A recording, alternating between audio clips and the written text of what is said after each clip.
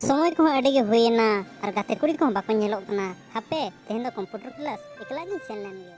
हाय रानी मई तेहेन मा अड़ी एकला गे दो। होय एकला गे मई रानी आम सला ᱧᱟᱯᱟᱢ बांगते नवा बिजोड़ मने सारा घने रागी आय तेहेन चांदो बंगा नुना सगुन बेड़ा रे ᱧᱟᱯᱟᱢ ᱟᱠᱟᱫ ᱞᱟᱝᱟᱭ मने रे अड़ी रस्काᱧ बुझाव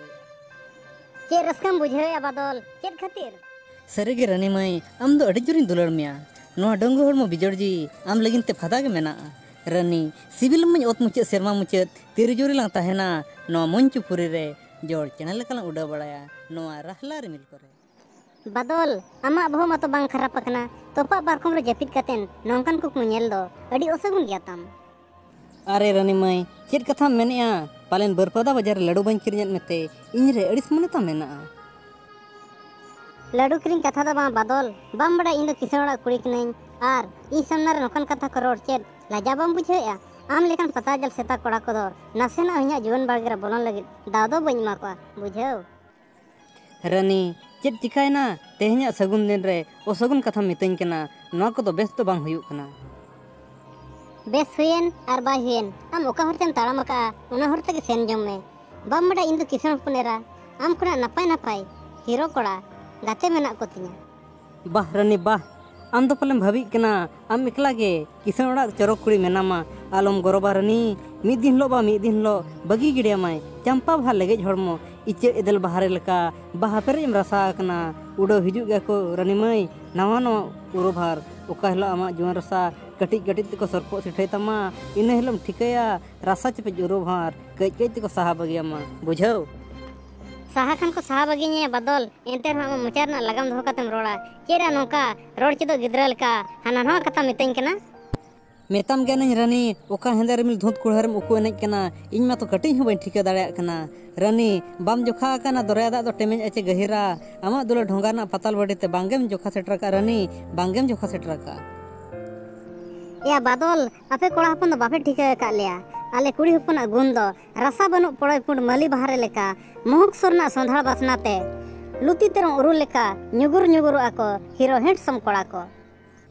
हीरो हैंडसम कोड़ा दना को नुगुरो गे रानी मेनखान ओका लेकन दारे डर ठाड़गा उमुर उमुलकना अड़ी गमहेड़म बुझावया रानी आपे कुड़ी हपन दो उमुल गे दरकार इखन आम लेकान सीमा पारम अतिंग गुहा कुड़ी को दो उल आमड़ा टोटे लेका चपोज चपोज कतेन चपाट गिड़ी दरकार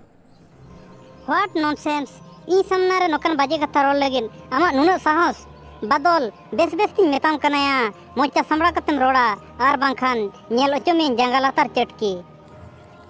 नेल खान ना नेल चुई में रानी तबे आमा रूप चरक आर किसर धमक ते तेहेन आमिज मारेगाते सगुन दिन रे ओ सगुन कथा मेता देया तबे रानी आम हुनिना उइहर धो का में नवा कथा ना तेला रुवाड़ मिद दिन मुणी खंची तिन संग रुवाड़मा मा तबे इंदिन सेनोक कना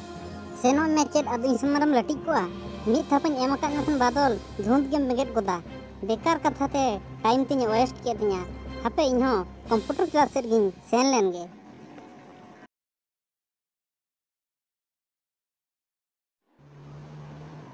ओह बादल विधुआ कथा जमते गे बहुत को टेंशन गिन बुझाव क्या हापे सागेंदा ठन गिन कॉल लगे